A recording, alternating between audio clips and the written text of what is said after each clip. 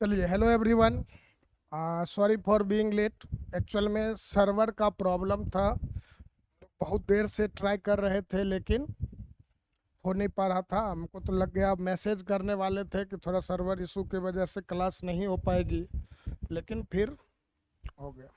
अब आप लोग हमको देख के आश्चर्य में नहाएंगे, ठीक है? क्योंकि थोड़ा सा ना कि बीच में मेरा 1 घंटे का गैप हो जा रहा था, तो मैंने और कुंदन सर ने आपस में ये थोड़ा सा टाइम का ना एक्सचेंज कर लिए। जैसे आपका जो शेड्यूल है वही रहेगा, बस क्या होगा कि इंग्लिश और मैथ का क्लास जो था वो केवल स्विच हो गया आपस में। ठीक, बात समझ में आ गया सभी लोगों को?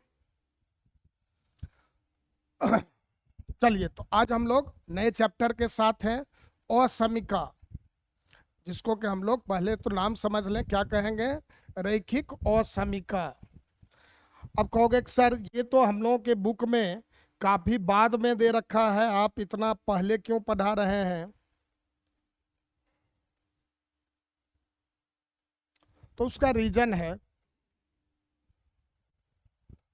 ये है कि इस चैप्टर को पढ़ने के बाद ना हम लोग पढ़ेंगे रिलेशन एंड फंक्शन, संबंध एवं फलन। आप अपने बुक में देखते होगे तो आपको दूसरे एक्सरसाइज में ही नजर आता होगा, समझ गए?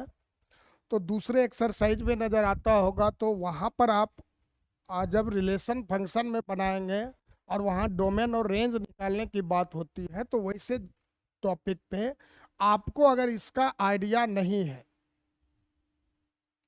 ठीक, तो काफ़ी प्रॉब्लम आएगा। और तो उस प्रॉब्लम से बचने के लिए हम लोग बीच में ज़्यादा बड़ा नहीं, छोटा सा ही एक्सरसाइज है, लेकिन समझना बहुत जरूरी है। और याद रखना कि ये जो टॉपिक है रैखिक और समीका, बोर्ड के लिए तो आप भूल जाओ, बोर्ड में वैसा कोई इम्पोर्टेंट नहीं है, ज़्यादा विशेष मतलब नहीं रखता है। लेकिन हम लोग एक बात याद रखें, केवल बोर्ड के लिए नहीं सोचते हैं, लाइफ में जीवन बहुत बड़ा है और 11th-12th से ही पूरा आगे का आप क्या लाइफ में करना चाहते हो वो डिसाइड होता है। तो उसको अगर नज़र से देखें उस पॉइंट से, तो उस पॉइंट से ये टॉपिक आपका काफ़ी इम्पोर्टेंट है। तो आपको इसको ढंग से सीखना है, ढंग से समझना है, और काफ़ी मेहनत करके।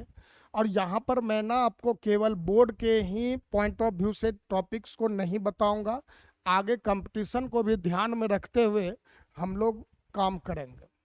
और रैखिक और समीका पढ़ने के बाद फिर हम लोग तब लॉग पढ़ेंगे, समझ गए, लघु गणक, और तब रिलेशन फंक्शन पढ़ेंगे।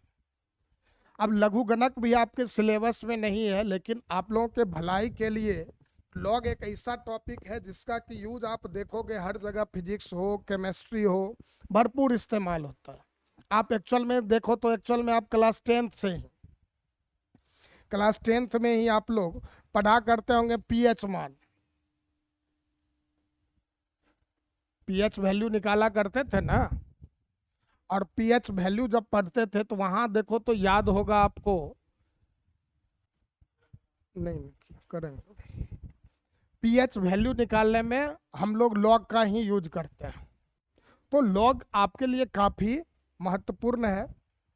फिलहाल हम लोग आते हैं अपने टॉपिक पर, असमिका पर। तो सबसे पहले देखो, साथ में आप लोग करना क्या कि लिखते भी चलना जल्दी जल्दी में, समझे? साथ में आप लोग लिखते चलिएगा।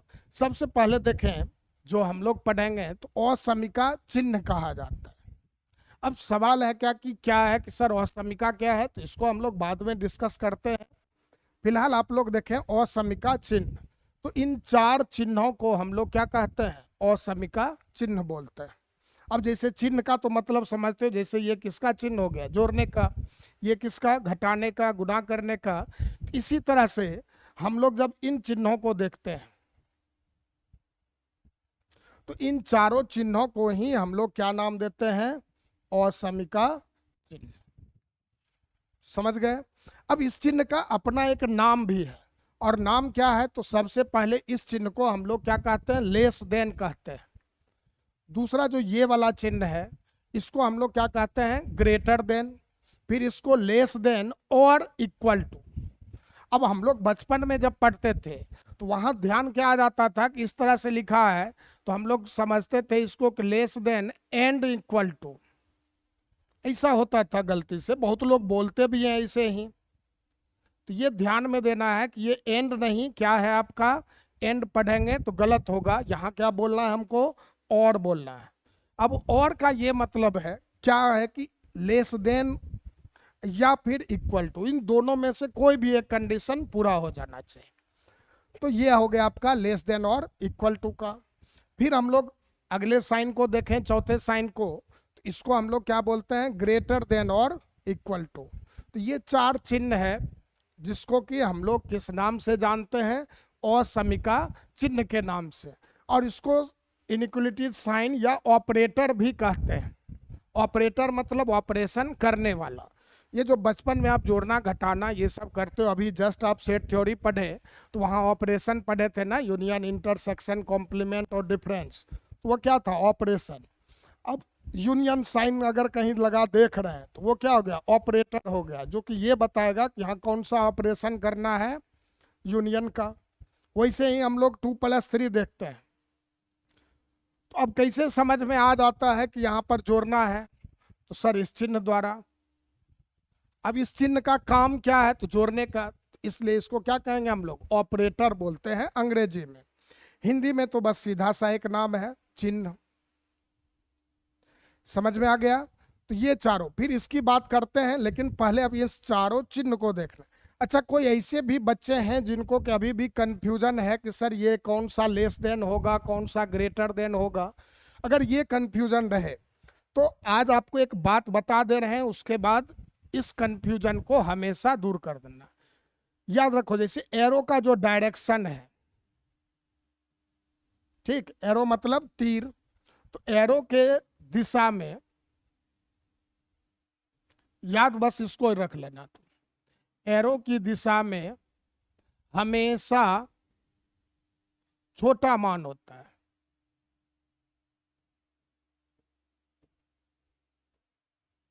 बस इसको आप अगर याद रख लिए तो फिर ये साइन जो है आपको कंफ्यूज कभी भी नहीं करेगा। कभी भी आप ये नहीं भूलेंगे कि कौन सा साइन है।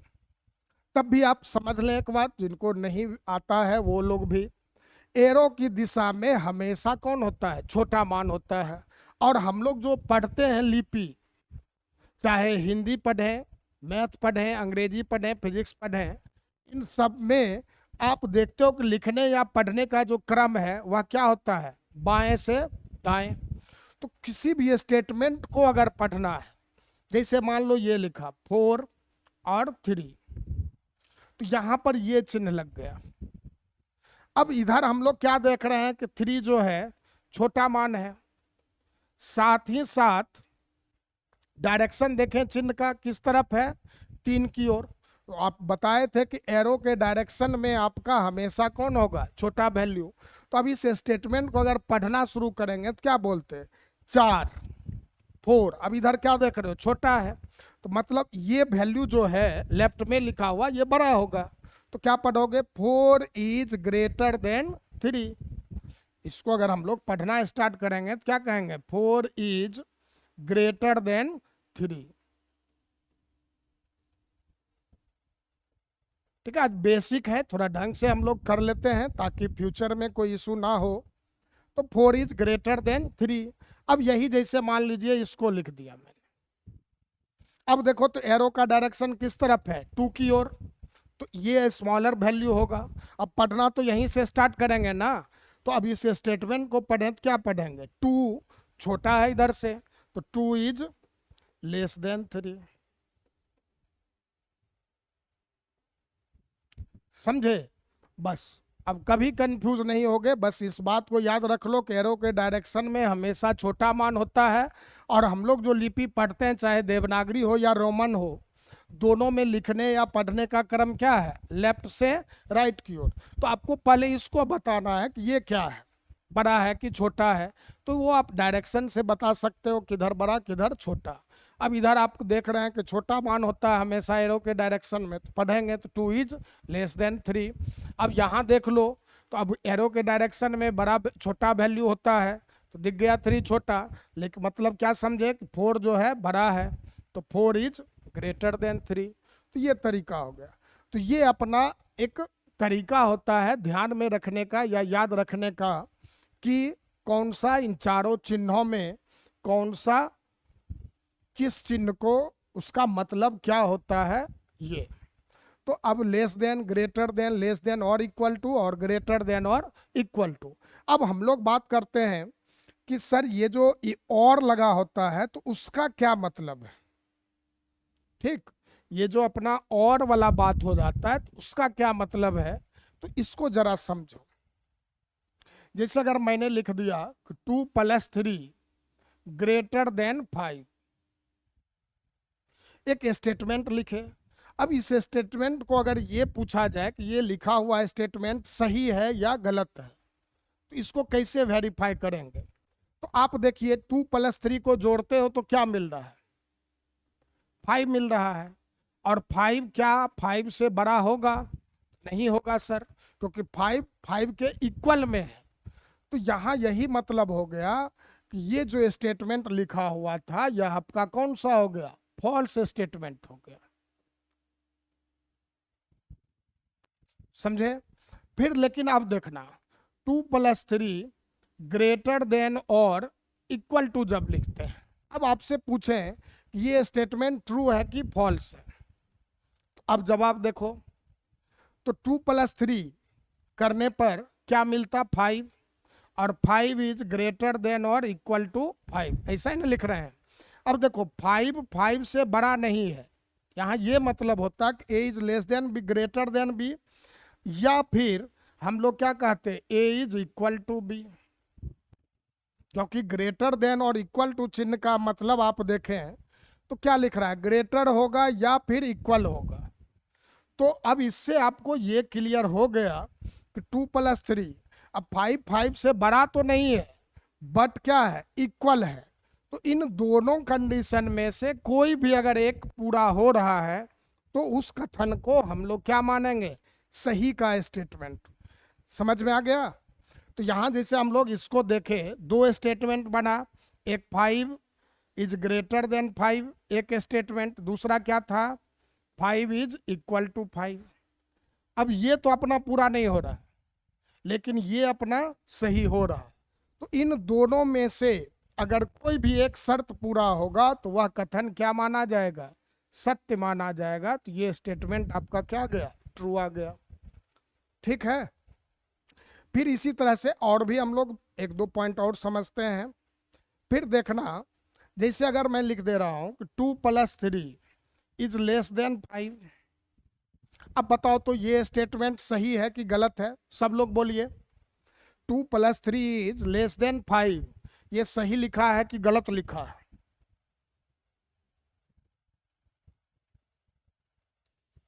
फॉल्स है सर, वेरी गुड। हाँ, क्यों फॉल्स है उसका रीजन, सर 2 और 3 को जोड़ेंगे तो सर 5 मिलेगा, 5 के इक्वल होगा, छोटा नहीं होगा। तो ये अपना स्टेटमेंट क्या हो गया, फॉल्स हो गया। ठीक है, वेरी गुड, सब लोग का सही जवाब आ रहा है। अब अगर इसी में देखो तो ये लिख दे रहे हैं कि 2 + 3 इज लेस देन और इक्वल टू 5। अब बताओ तो ये ट्रू है कि फॉल्स है, ये स्टेटमेंट चौथा, ये ट्रू है। क्यों ट्रू है, तो सर यहां से 2 कहानी बनता, एक 2 + 3 5 इज लेस देन 5, और एक बनता क्या, या करके 2 + 3 5 इज इक्वल टू 5। अब ये वाला तो हम लोग का गलत हो रहा है, तो 5 से छोटा नहीं होता है, लेकिन ये वाला आप कथन देखो तो क्या है, सही है। तो इन दोनों में से कोई भी एक अगर सत्य है तो इस पूरे स्टेटमेंट को क्या माना जाएगा, सही माना जाएगा। तो हम लोग क्या कह देंगे, ये आपका क्या हो गया, ट्रू हो गया। तो ये चारों चिन्ह का अब आपको मतलब समझ में आ चुका होगा, किसका क्या मतलब है। बिल्कुल, very good. Muskan 5 is less then 5 और 5 इज इक्वल टू 5। तो यहाँ ये कंडीशन रॉन्ग हो रहा है, ये आपका सही हो रहा है। तो अब कोई भी एक कहा गया है कि सही होगा तो वह ट्रू माना जाएगा। तो ये चारों का साइन का क्या मीनिंग होता है ये आप लोगों को क्लियर हो गया। तो हमेशा याद रखना, अगर इक्वल टू भी लगा है तो मतलब वो दोनों में से किसी भी एक कंडीशन को ढूंढ रहा है, या तो ये या फिर ये। दोनों मिल जाए तो अच्छी बात, कोई एक भी मिले तो सही है। अब जैसे बताना कि मान लो 2+4 इज ग्रेटर देन और इक्वल टू 5, ये बताओ तो क्या सही है? 2+4 इज ग्रेटर देन और इक्वल टू 5, ट्रू या फॉल्स? सर ट्रू, बिल्कुल। 2 और 4 को ऐड करते हैं हम लोग तो क्या मिलेगा? 6 मिलेगा। अब 6 5 के इक्वल नहीं है, बट 6 5 से बड़ा है। तो यहाँ हम लोग का दो कंडीशन था, एक आ गया 6 इज ग्रेटर देन 5, दूसरा क्या आ गया 6 इज इक्वल टू 5। ये दोनों ना बनाते। अब ये वाला देखो तो आपका फॉल्स है, और ये देखिए तो आपका ट्रू है। तो ये इस स्टेटमेंट को हम लोग क्या बोलेंगे? ट्रू कहेंगे। समझे? इसी तरह से एक दो और समझ लेते हैं, आप लोग सब लोग समझ चुके हो। अब बताना जरा, 2+3 is less than equal to 4। अब बताइए तो ये स्टेटमेंट ट्रू है कि फॉल्स है?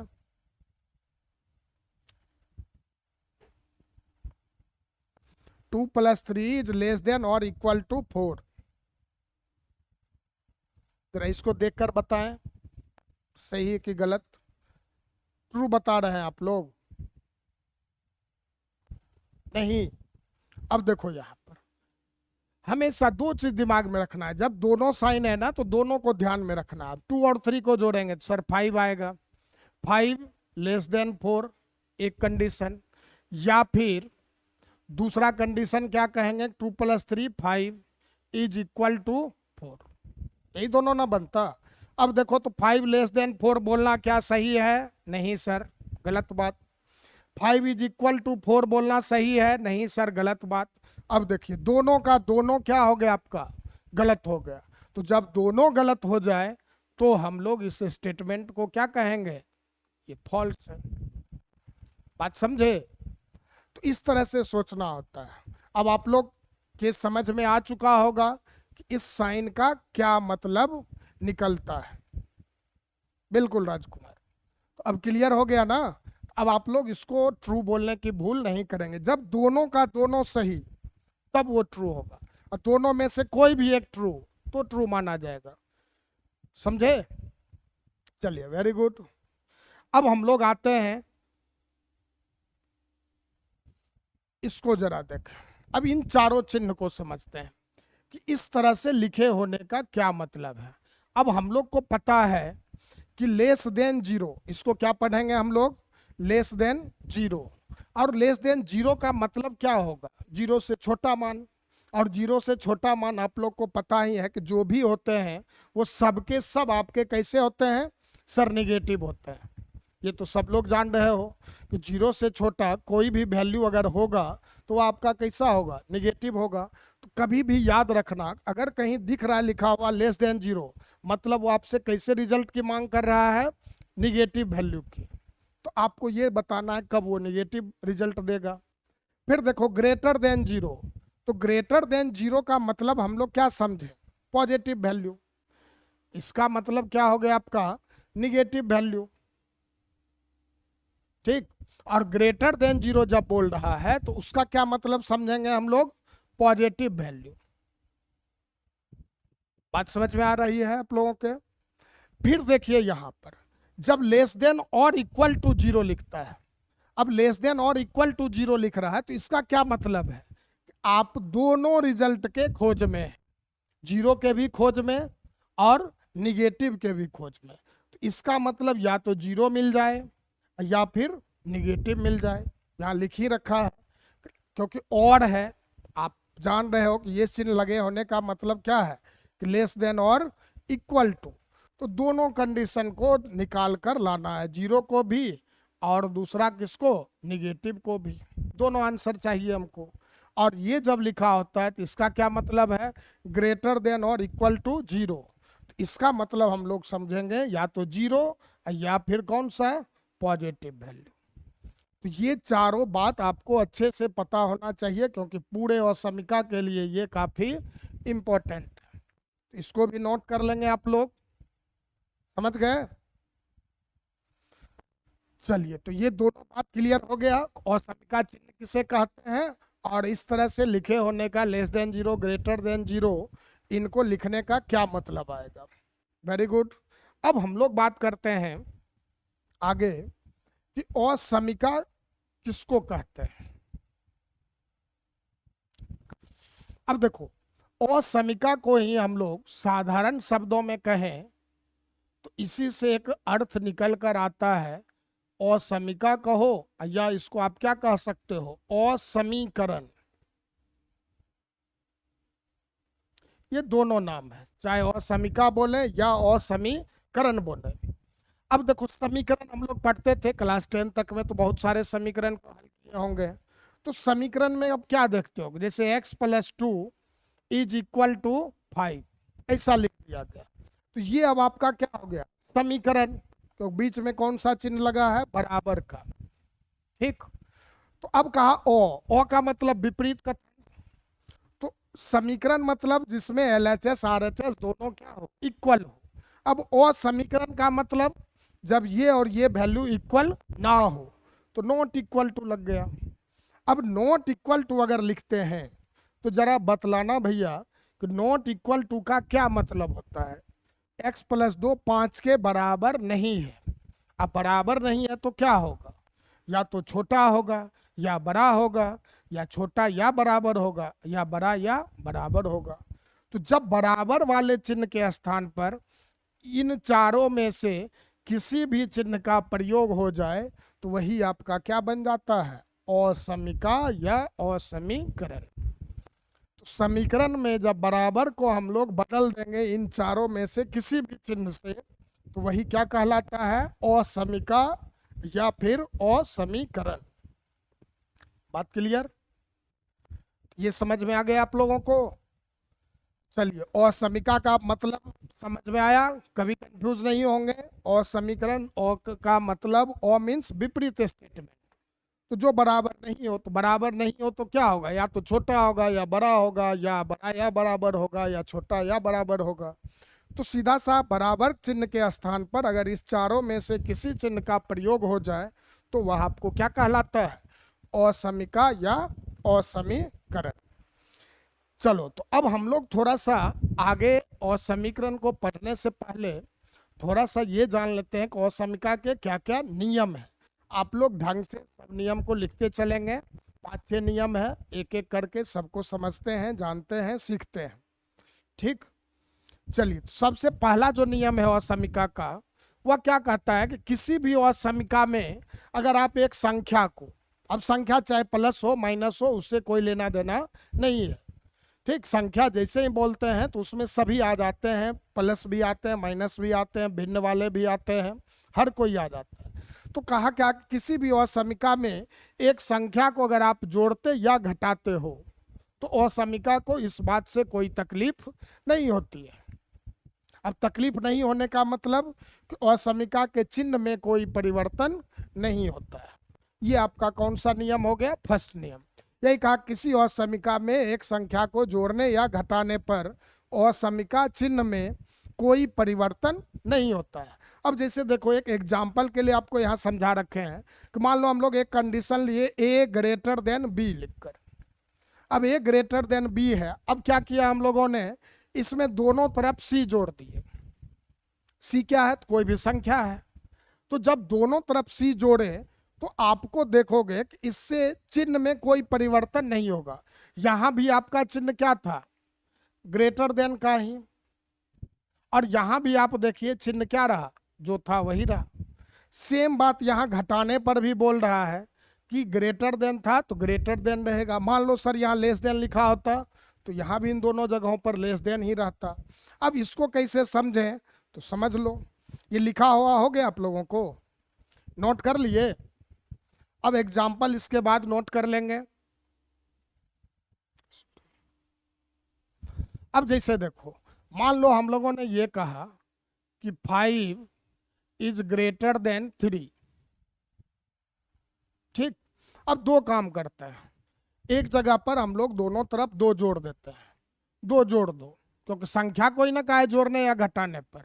तो दो जोड़ते हैं तो बताओ क्या मिलेगा सर? 5 में दो जोड़ेंगे तो 7 आ जाएगा, और 3 में दो जोड़ेंगे तो 5 मिल जाएगा, ये ना आएगा? अब बताना जरा कि ये जो जब लिख रहे हैं तो क्या पढ़ोगे? 7 इज ग्रेटर देन 5। अब देखो तो पहले भी चिन्ह आपका ग्रेटर देन था, और अब भी आपका चिन्ह क्या रहा? Greater than. तो यही कह रहा आपसे पहला स्टेटमेंट कि किसी भी असमीका में एक संख्या को जोड़ने या घटाने पर असमीका चिन्ह में कोई परिवर्तन नहीं होता है। अब सर घटा के दिखाइए। तो चलो अभी हम लोगों ने दो जोड़ा था, अब दो घटा देते हैं। तो दो घटाने पर, ये लिखना नहीं है, मतलब अभी एग्जाम्पल में तो नोट करते जाना है, बस मैं समझाने के लिए आपको बता रहा हूँ। अब दो अगर घटाते हो, बताओ 5 में दो घटाएंगे तो सर 3 मिलेगा, 3 में 2 घटाएंगे तो सर 1 मिलेगा। अब बताओ तो क्या कहोगे? 3 ग्रेटर देन 1 होगा कि नहीं होगा? बिल्कुल सर, 3 1 से बड़ा है। तो आप क्या देख रहे हैं कि पहले भी आपका चिन्ह ग्रेटर देन था, अब भी आपका चिन्ह क्या है? ग्रेटर देन ही है। तो यही कहता है आपको फर्स्ट स्टेटमेंट या पहला नियम कि किसी भी असमीका में अगर आप एक संख्या को चाहे जोड़ते हैं चाहे घटाते हैं तो असमीका चिन्ह को इस बात से तकलीफ नहीं है और उसमें कोई परिवर्तन आगे चलकर नहीं होगा। ठीक, बिल्कुल, very good. 3 is greater then 1। तो आई होप आपको पहला नियम समझ में आ गया। अब हम लोग बात करते हैं सेकेंड नियम की। अब सेकेंड नियम क्या कहता है कि किसी असमीका में एक धनात्मक संख्या, अब धनात्मक संख्या जान ही रहे होगे ना आप लोग, जो भी प्लस वाला वैल्यू है। तो कहा किसी धनात्मक संख्या से अगर गुना या भाग करते हैं तब भी असमीका में कोई परिवर्तन नहीं होता है। ठीक, तो किसी भी धनात्मक संख्या से असमीका को गुना या भाग करने पर असमीका चिन्ह में कोई परिवर्तन नहीं होता है। अब इस बात को देखिए, ए क्या लिख दिया? Greater than B. अब यहां देखो कंडीशन क्या लेकर चल रहे हैं हम लोग? सी ग्रेटर देन 0। और आपको पता है ग्रेटर देन 0 से क्या मतलब समझते थे हम लोग? पॉजिटिव का, पीछे बता चुके हैं ना आपको। तो सी ग्रेटर देन 0 है, इसका क्या मतलब हुआ? सी जो है एक कैसी संख्या है? धनात्मक संख्या है। अब धनात्मक संख्या रहने पर अगर आप किसी असमीका में एक धनात्मक संख्या से चाहे गुना कर लें या चाहे भाग दे दें, असमीका चिन्ह को इस बात से कोई तकलीफ नहीं होगी। अब इसको समझने के लिए हम लोग देखें, मान लो अब यही कोई भी चिन्ह रहे, यहाँ हम लोग एक एग्जाम्पल करके बता रहे हैं, बहुत सारे एग्जाम्पल बन सकते थे चारों चिन्ह से, तो लेकिन आपको बस एक समझने के लिए केवल लिख रहा हूँ, आप जनरल कहानी याद रखें। जैसे मान लो मैंने क्या लिखा कि चलो लिखो 8 ग्रेटर देन 6, मान लो ये लिखा। अब दो काम करना, एक बार भाग देने का और एक बार गुना करने का। तो चलो हम लोग इसमें गुना करते हैं। तो मान लीजिए 2 से गुना कर रहे हैं,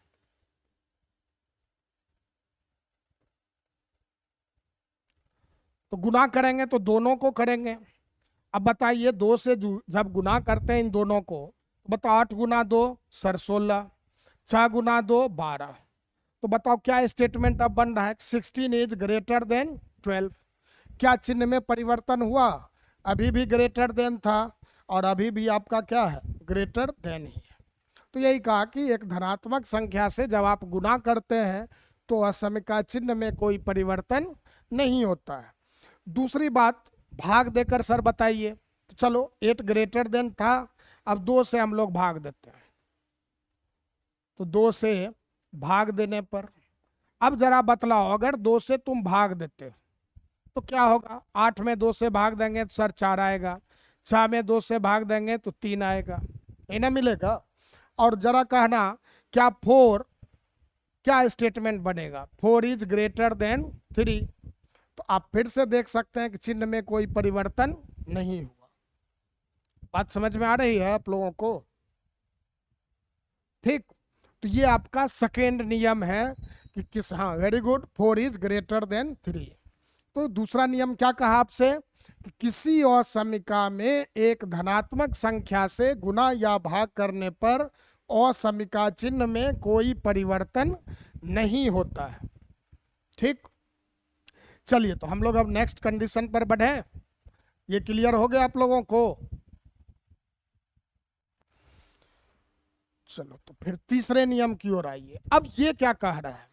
ये कहता है कि अगर ऋणात्मक संख्या से गुना या भाग करें तो,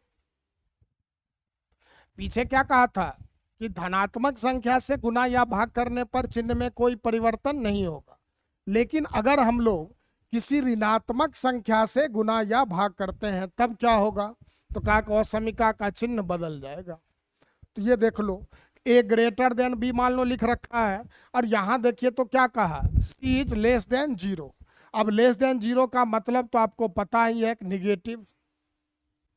तो जब आपका सी निगेटिव है तो कहा कि सी से गुना करेंगे तो ए इंटू सी, बी इंटू सी मिलेगा, चिन्ह बदल जाएगा। और समीका का चिन्ह क्या होता है? बदल जाता है। अभी देखिए आप ग्रेटर देन था, अब हम लोगों ने क्या लिख लिया? Less than. उसी तरह से भाग देने पर भी घटना घटेगा। तो अब इस बात को समझो जरा एक क्वेश्चन लेकर, एक एग्जाम्पल से। मान लो एग्जाम्पल में हम लोगों ने लिखा 8 ग्रेटर देन 4। अब गुना करते हैं इसको किससे? -2 से। चलो -2 से गुना करते हैं।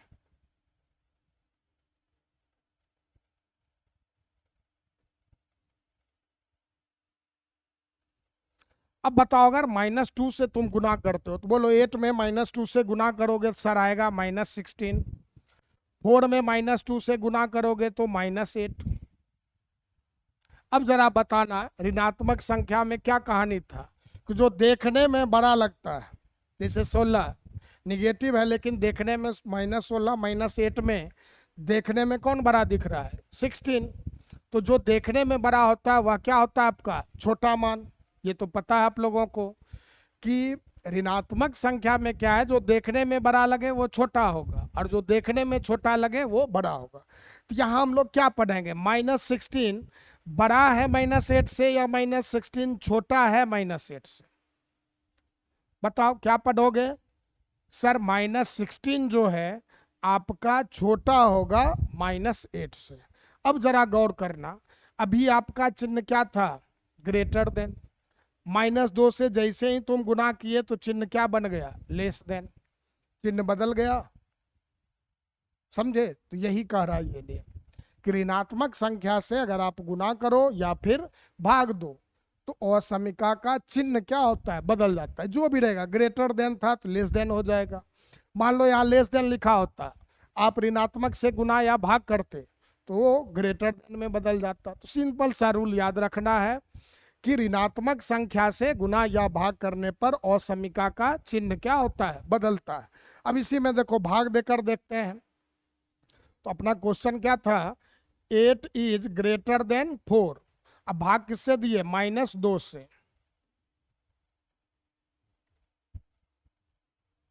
अब -2 से अगर भाग देते हैं हम लोग तो जरा बतलाइए, तो 8 में -2 से भाग देंगे तो सर आएगा -4। 4 में -2 से भाग देंगे तो सर आएगा -2। अब जरा बताओ तो देखने में बड़ा कौन दिख रहा है? 4। अब 4 क्या होगा? छोटा होगा। तो यहाँ आप चिन्ह देखिए तो चेंज हो गया।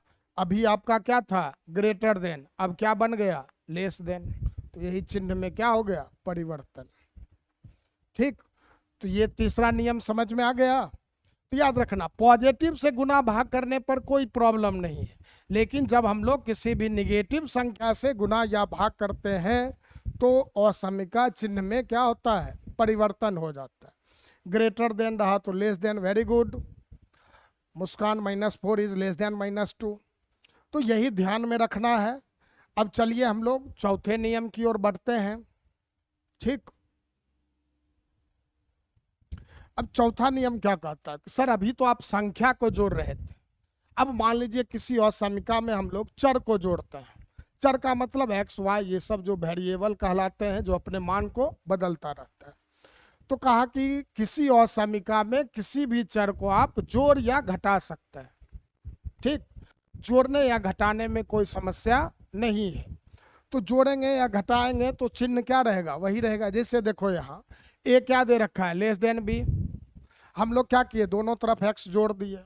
तो दोनों तरफ एक्स जोड़े तो चिन्ह में कोई परिवर्तन नहीं है। पहले भी लेस देन था, अब भी क्या है, लेस देन। तो ये तब हुआ जब हमको परमिशन इस बात का मिला कि आप किसी भी और समीकरण में एक चर को जोड़ सकते हैं या फिर घटा सकते हैं। तो चर को जोड़ने घटाने में जरा भी संकोच नहीं करना है। फिर देखो यहाँ घटाकर भी देखें हम लोग, ए लेस देन भी था, दोनों में क्या किए, एक्स घटा दिए। एक्स यहाँ क्या है, आपका चर है। तो एक्स को घटाए तो कोई समस्या नहीं है। तो पहले जो चिन्ह था अब भी क्या रहा, वही चिन्ह रहा।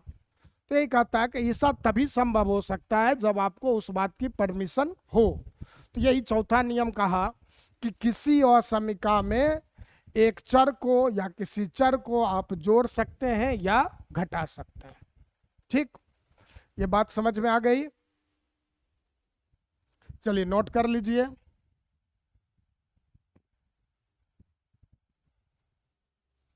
ठीक है, चलो लिखा हो गया। यस सर, बस अब खत्म। ये एक नियम और है, उसके बाद ये अपना कंप्लीट हो जाएगा। नेक्स्ट रूल हम लोग बात करते हैं पांचवें की, कि अब कहा क्या, किसी और समीकरण में सर एक चर से गुना या भाग करने के बारे में क्या ख्याल है। तो कहा कि आपको गुना या भाग करने की परमिशन नहीं है।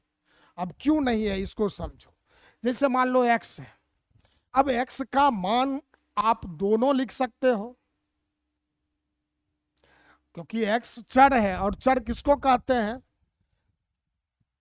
जो कि अपने मान को क्या करे, बदलता रहे, वही ना चर कहलाता है। अब इसका वैल्यू पॉजिटिव भी हो सकता था और निगेटिव भी हो सकता था। अब अभी तो आपको नहीं पता है कि एक्स अपना पॉजिटिव है या निगेटिव है। अब पॉजिटिव है या निगेटिव है, अब जैसे मान लो 2 लिखा था लेस देन 3, अब हम लोग एक्स से गुना कर दिए।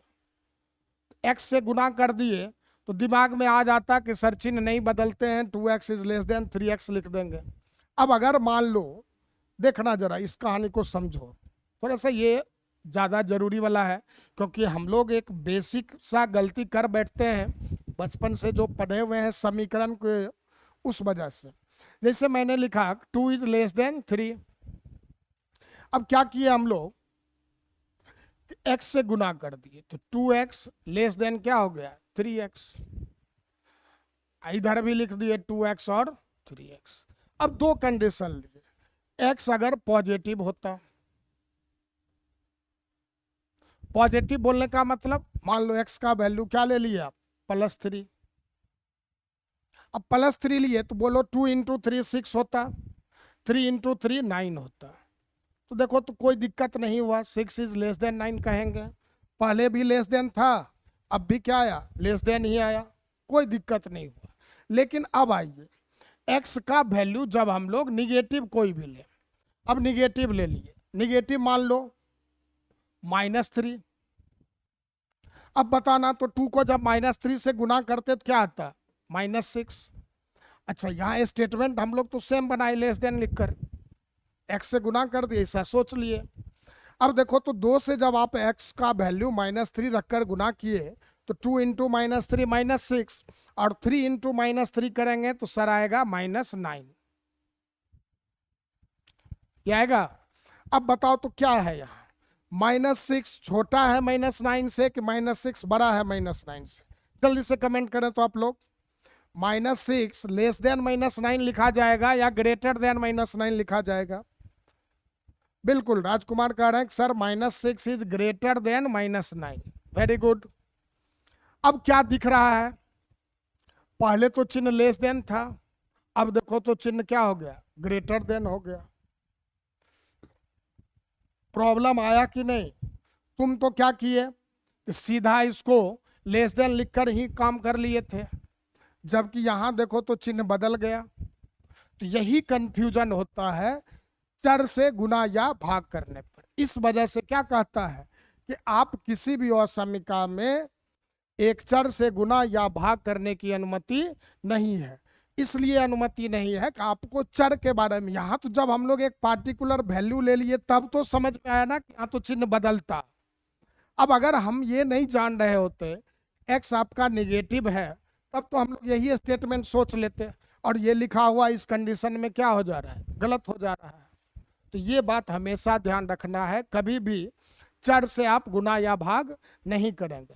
हाँ, तब कर सकते हैं जब आपको पता हो कि उस एक्स का वैल्यू क्या है, पॉजिटिव है या निगेटिव है। ठीक, जब आपको ये मालूम रहे कि एक्स पॉजिटिव है तब आप डायरेक्ट गुना कर सकते हैं, या पता रहे कि एक्स निगेटिव है तब भी आप कर सकते हैं। बस ध्यान क्या रखना है, चिन्ह बदल लेना है। अदरवाइज आप किसी भी असमीका में एक चर से गुना या भाग कभी भी नहीं देंगे। तो यही 5 नियम हैं किसी भी असमीका के। अब इन 5 नियमों को आप लोग अच्छे से लिखकर एक जगह रखेंगे, और फिर तब हम लोग अब आगे कुछ कुछ टर्म्स लेते हैं। आज बस बेसिक क्लास होगा।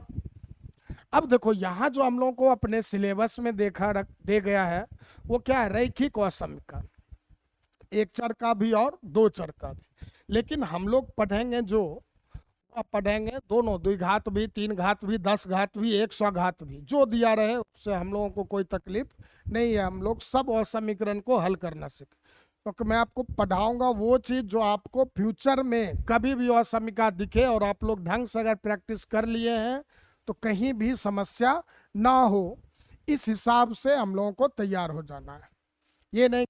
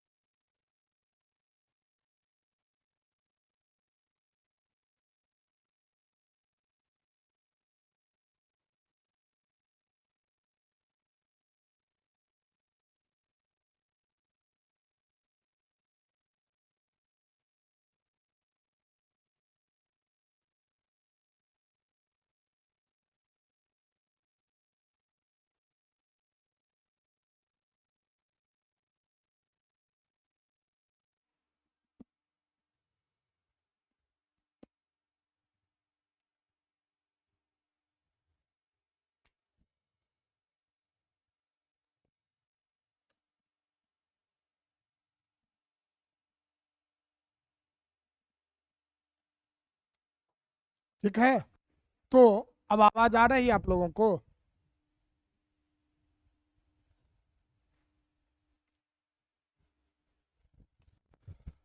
तो यहाँ यही ध्यान में रखना है। चलिए, वेरी गुड, समझ गए, सब लोग उपस्थिति दर्ज करवा दिए।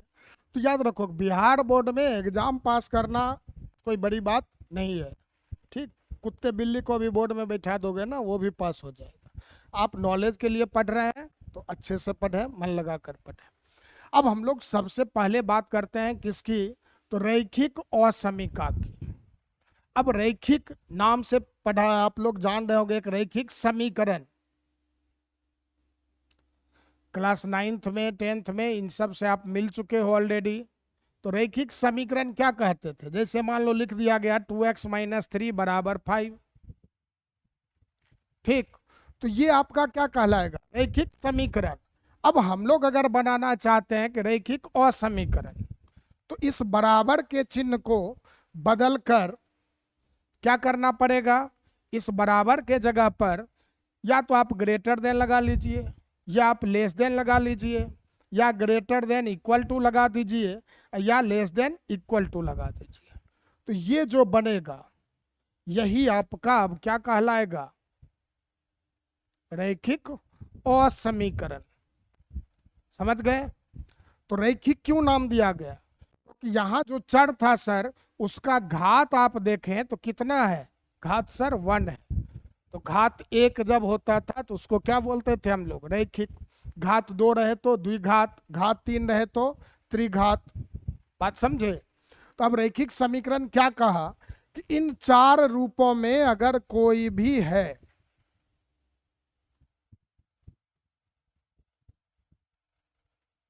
क्या क्या, तो पहला ax plus B less than C, इस रूप का हो। अब यहां भी देखो x का घात कितना 1। ए बी सी सर क्या है, तो ए बी सी आपका अचर है या वास्तविक संख्या भी बोल सकते हैं आप।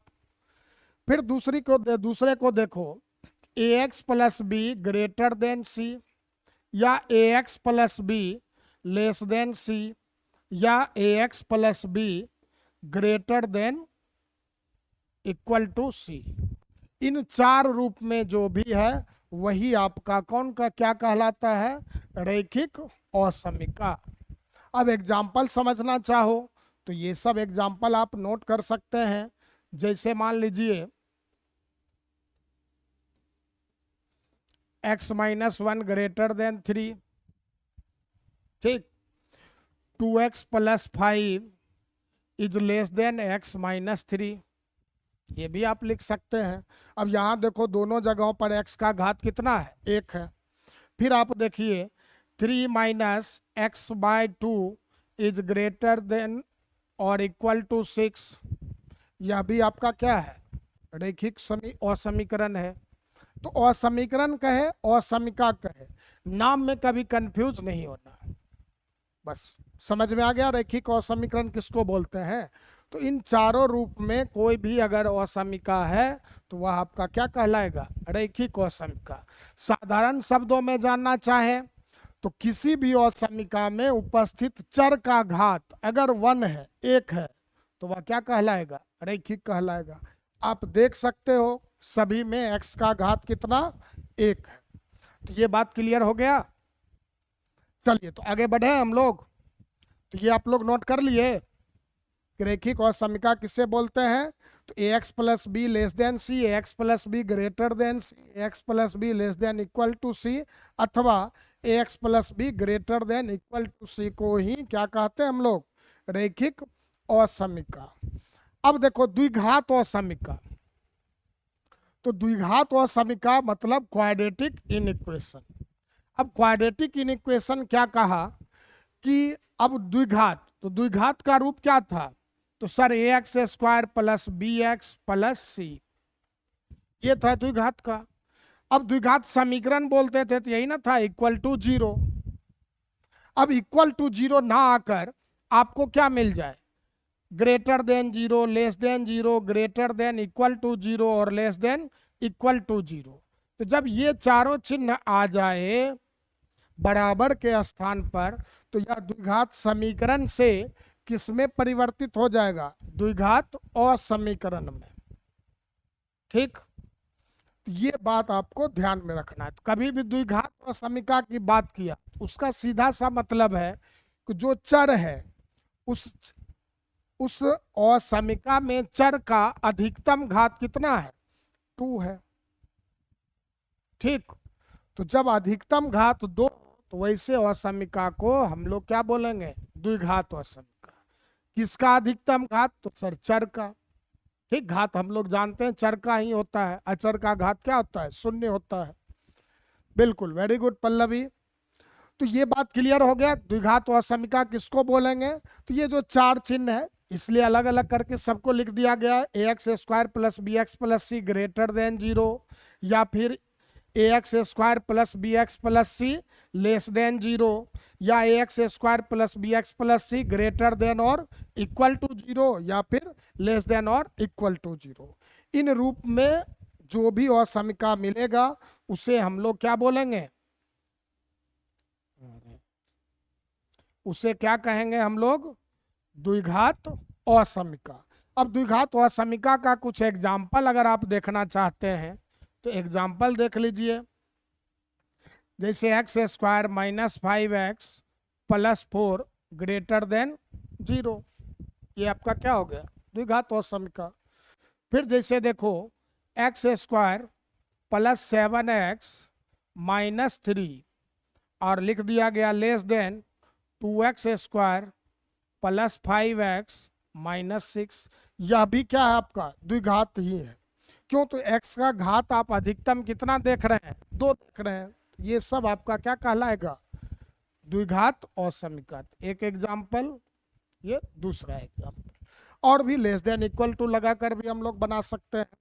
तो ये बात समझ में आ गया। एग्जाम्पल साथ साथ आप लोग नोट करेंगे। अब जरा इन पॉइंट्स को समझते हैं। ठीक,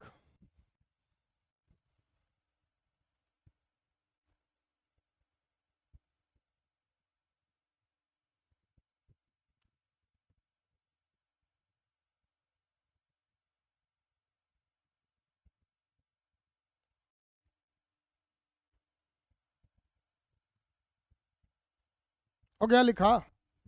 अभी ये नहीं लिखना है, इस पॉइंट को हम लोग समझेंगे बाद में। चलिए, ये लिखा हो गया एग्जाम्पल। चलिए, बहुत अच्छी बात है।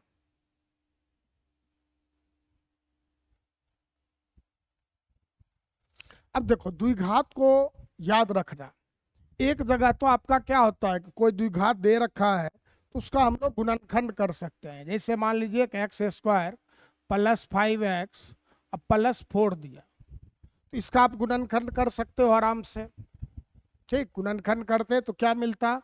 x plus 1 into x plus 4। लेकिन अगर आपको दे रहे हैं द्विघात x square plus x plus 1, अब कहे कि इसका आप गुणनखंड करिए, तो सर इसका गुणनखंड संभव नहीं है, नहीं हो पाएगा आपसे। तो नहीं हो पाएगा तो अब क्या करें? तो इसके लिए अब आपको ध्यान में देखना है और याद रखो, गुणनखंड नहीं होगा हमेशा तब, ये बात निश्चित। अगर डी डी याद है आपको? डी का मतलब क्या था? विविक्तर या विवेचक पढ़ते थे और अंग्रेजी में हम लोग डिस्क्रिमिनांट बोलते थे।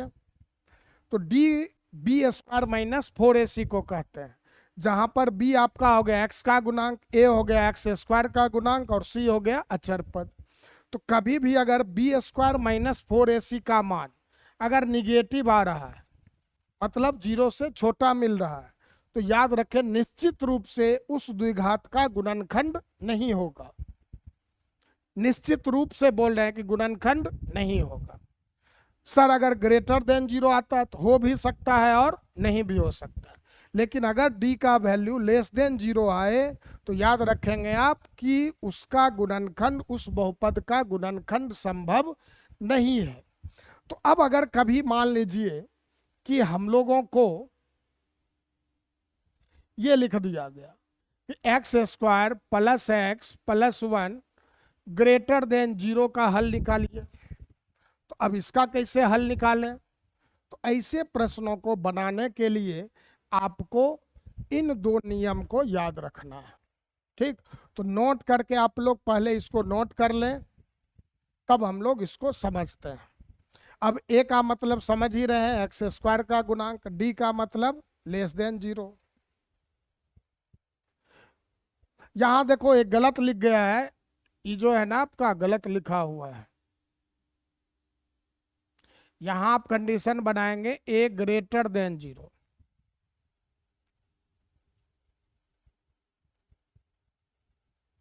समझ गए? कंडीशन यहां क्या बनाओगे? तो ए ग्रेटर देन 0। अब कैसे ये मिस्टेक हो गया, ध्यान में नहीं रहा। नोट कर लिए सर? दोनों नोट कर लीजिए।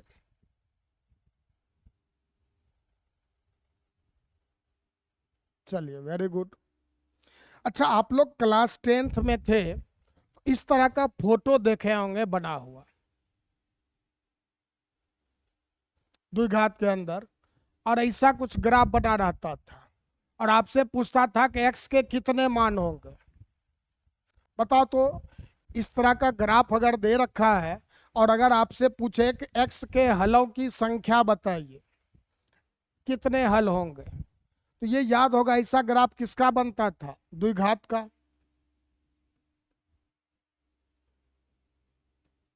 ठीक, और द्विघात आपका कौन था, बिल्कुल सही, सभी लोग दो जवाब दे रहे हैं।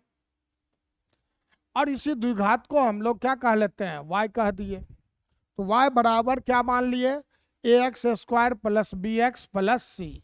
अब जानते हो कि किसी भी द्विघात का जो ग्राफ होता है वह किस आकृति का होता है, परवलय। याद होगा, लिखा हुआ भी था आपके बुक में कि ग्राफ जो होता है द्विघात का वह कैसा होता है, परवलय होता है। परवलय इसी शेप को कहते हैं। ठीक, तो अब अगर ये परवलय एक्स अक्ष को दो भिन्न मानों पर काट रही है, अगर जैसे देखो एक यहां काटा और एक यहां पर, तो इन दो अलग अलग मानों पर जब काट रहा है तो वह क्या कहलाएगा आपका, दो हल।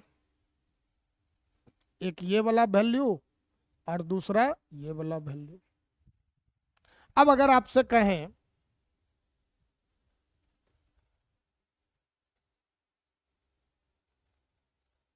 ये है, अब बताओ तो इसके हलों की संख्या, इस ग्राफ में एक्स के कितने हल होंगे, बताइए सब लोग। सर एक होगा, चलिए वेरी गुड। क्यों एक होगा, क्योंकि सर ये एक्स अक्ष को केवल एक ही बिंदु पर काटा, ठीक ना। अब जरा बतलाना,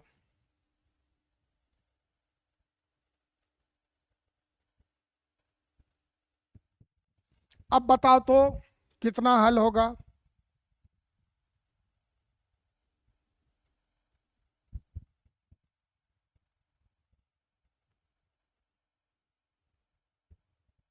जीरो।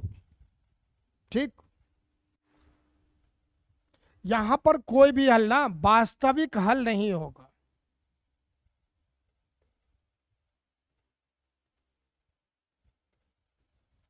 एक्स का कोई वास्तविक हल नहीं होगा।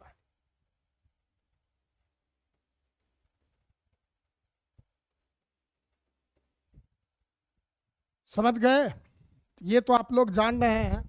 इसी तरह से अगर हम आपको ये दे दें,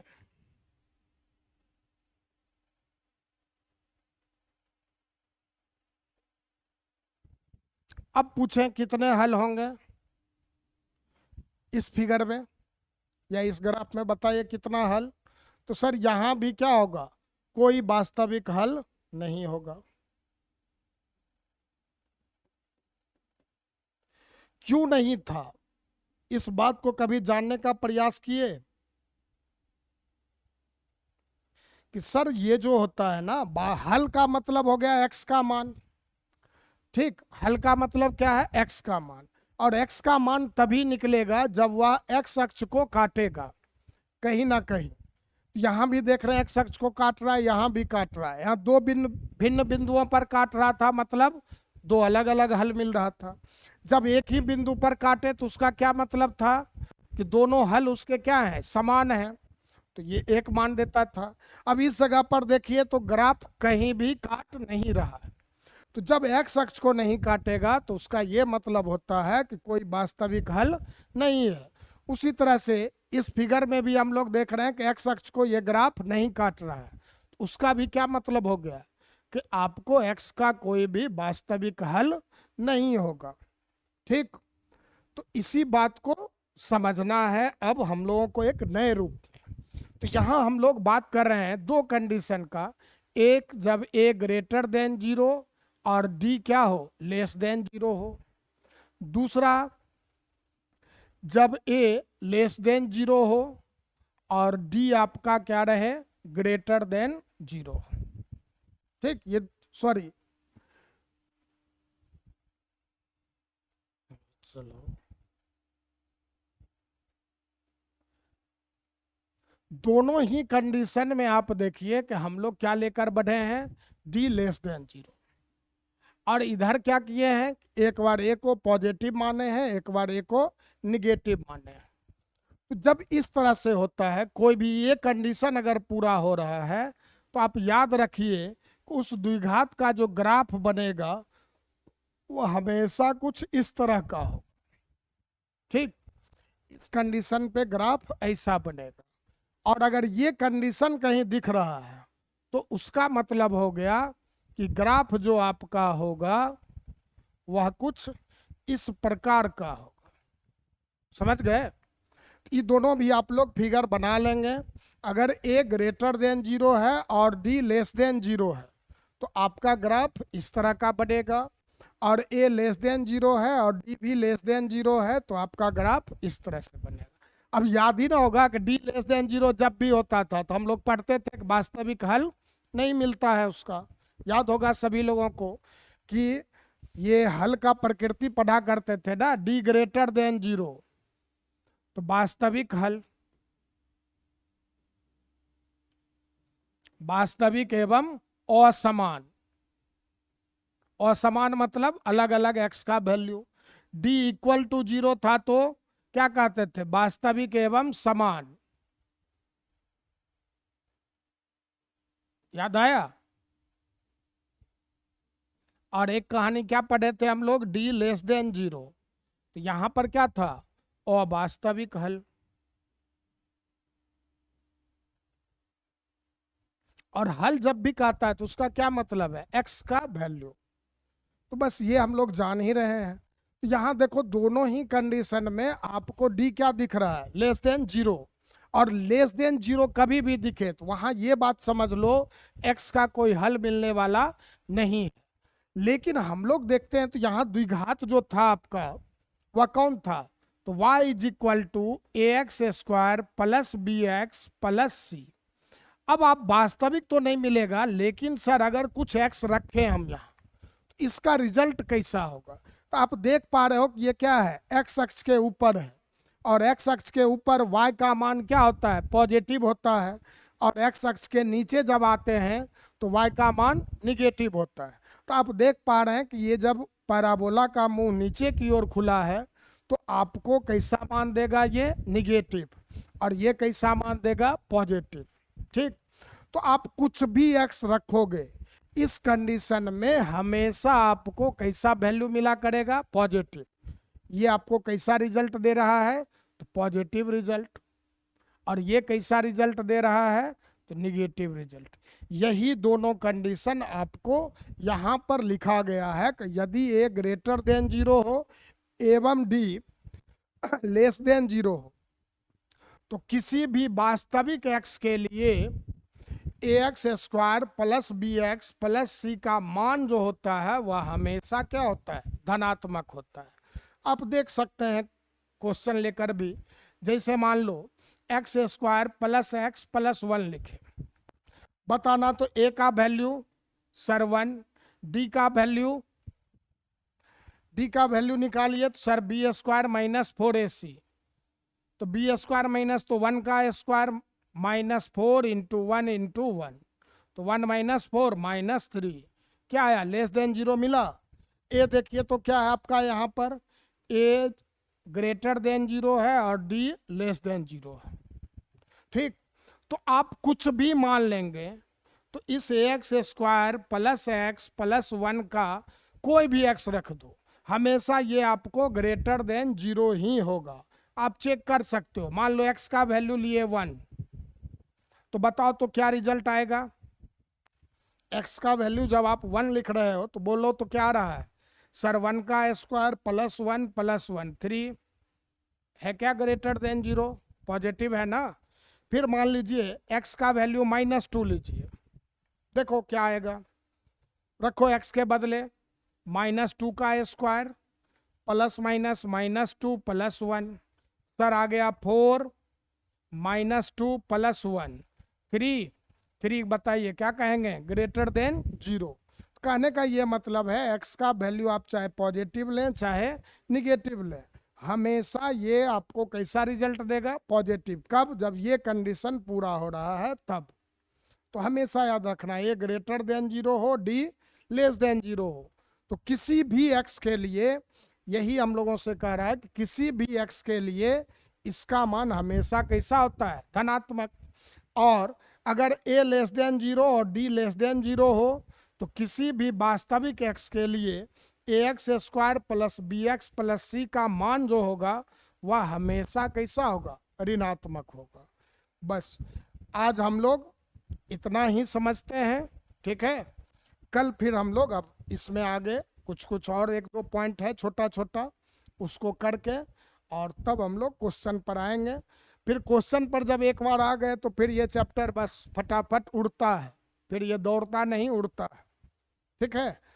इस दोनों पॉइंट को आप लोग याद रखेंगे, काफ़ी इम्पोर्टेंट और काफ़ी मज़ेदार है, ठीक। चलिए, तो तब तक आप लोग आज इस सब को बढ़िया से एक बार पढ़ लिख लेंगे। आगे अब इसमें बचा है कि असमीका का हल क्या होता है, असमीका के कितने हल होते हैं, फिर हल समुच्चय क्या होता है, पुनर्स्थापन समुच्चय क्या होता है।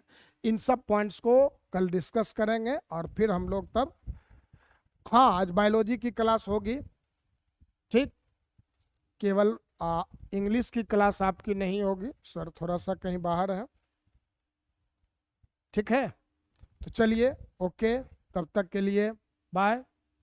कल फिर मिलते हैं शाम में 5 बजे और तब हम लोग पढ़ते हैं।